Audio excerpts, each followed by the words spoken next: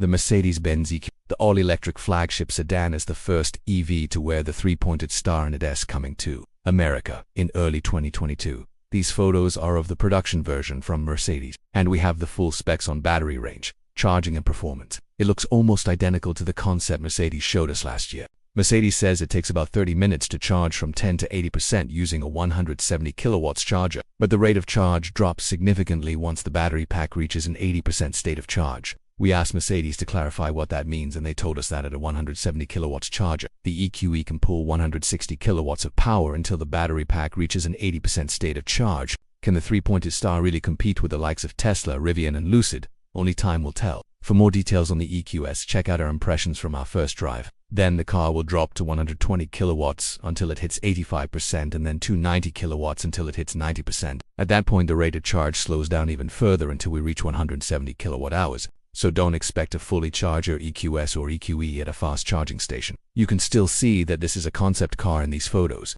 There's a head-up display, a panoramic sunroof, heated and ventilated massaging front seats, heated rear seats, a heated steering wheel, a heads-up display. Notice how the side view mirrors are not in place. That's because the EQS has cameras instead of mirrors. They project a view of what's behind you onto two screens, one for each side. But unfortunately, this feature won't be available when the car launches next year. A spokesperson for Mercedes told us that they're still working on getting the necessary approvals from various transportation departments around the world to make this happen. So it looks like traditional side view mirrors will be standard on us spec models when they arrive in early 2022.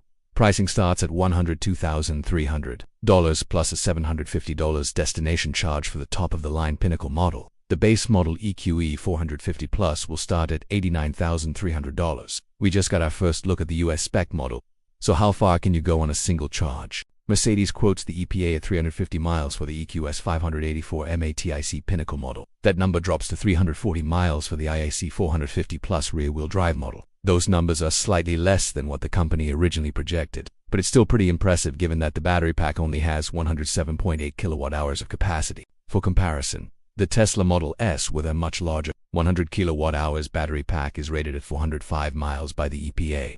Mercedes says the lower EPA ratings are due to the size of the wheels and tires fitted to the US spec cars. The Pinnacle models get 21-inch wheels, while the EQE 450 Plus has 20-inch wheels. Mercedes told us that if you were to equip the Pinnacle with the same 20-inch wheels as the EQ 450 Plus, then the EPA range would increase to 365 miles. Still, those numbers aren't too shabby considering that the EQS 584 MATIC puts out 516 horsepower and 611 pound-feet of torque. The EQE 450 Plus only makes 288 horsepower and 590 pound-feet of torque. As for charging, the EQS can support DC fast charging at up to 170 kW. In terms of features, the Pinnacle trim level comes standard with pretty much everything you could want in a Mercedes. One feature that won't be available on launch is over-the-air software updates. Mercedes says it will enable this feature later on.